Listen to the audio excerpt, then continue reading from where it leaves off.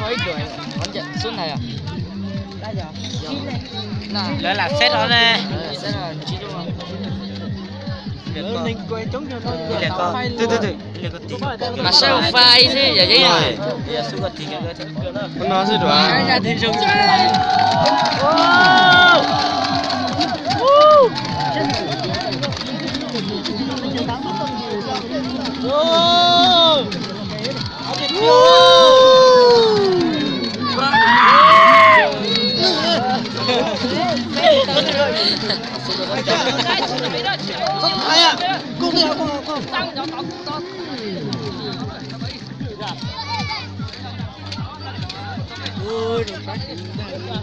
sao cái này đâu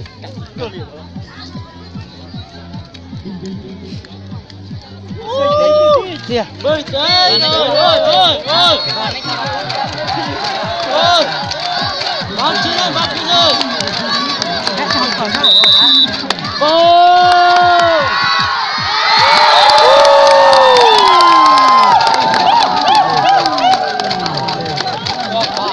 đấy thầu giờ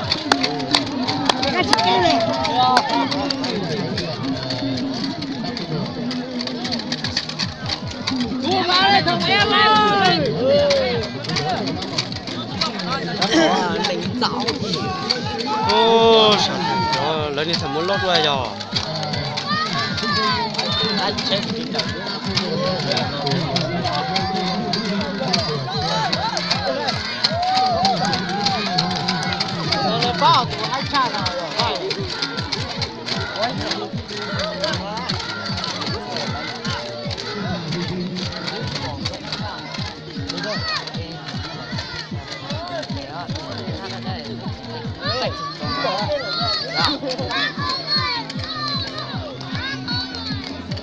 bác khó rồi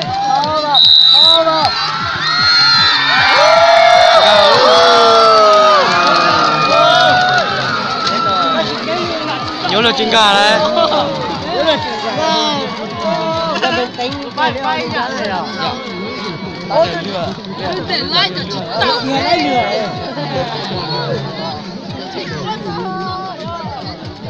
qua giờ có trẻ là có lấy lừa rồi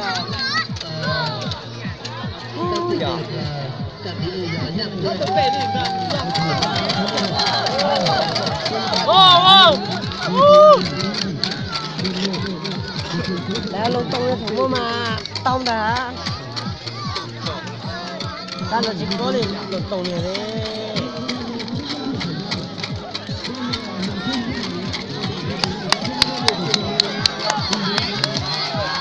bom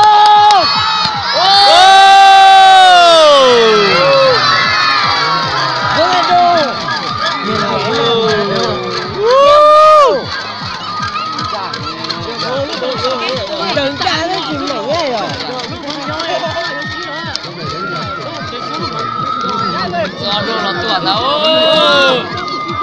Ronaldo ôi ở đây thay đổi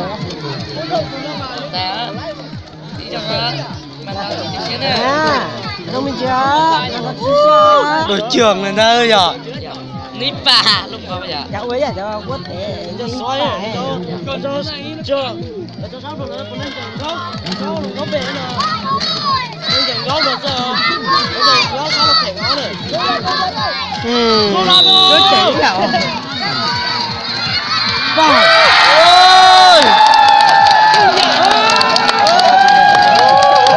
ôi em xài đi làm xe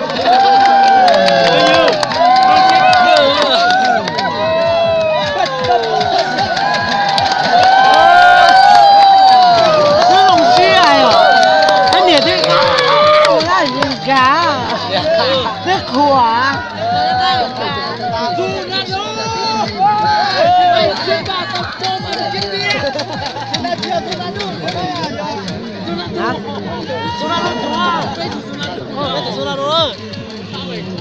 hai này mà tại sao để tôi chỉ cắt cho họ tự nhiên ra là cho họ lúc lòi thế giờ Messi goal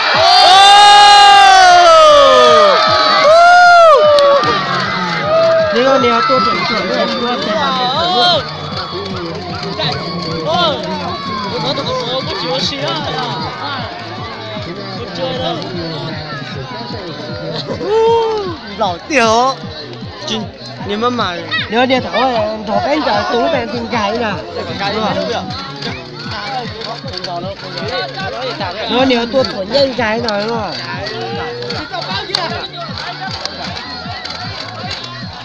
Gak gak.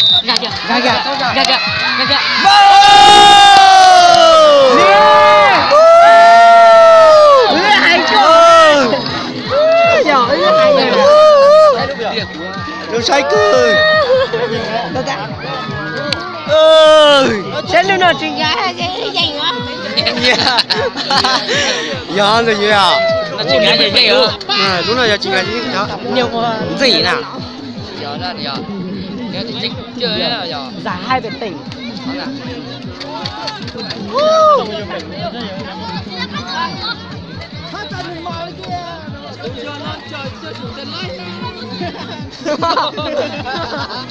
Nhiều kinh điển đâu. Không có gì sao nên Có mà cho nó không thể rồi nữa rồi. Ga kìa.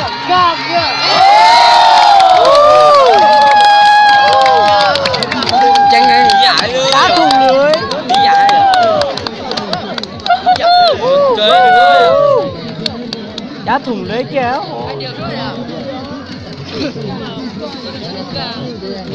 Ô, chào nhìn nó tới gì đây? Chị, bây giờ xin nó cái gì?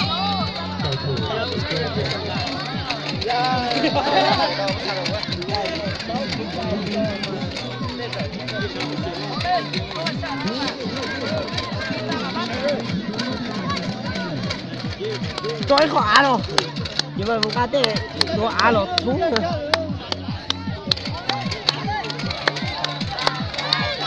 Ô, chica.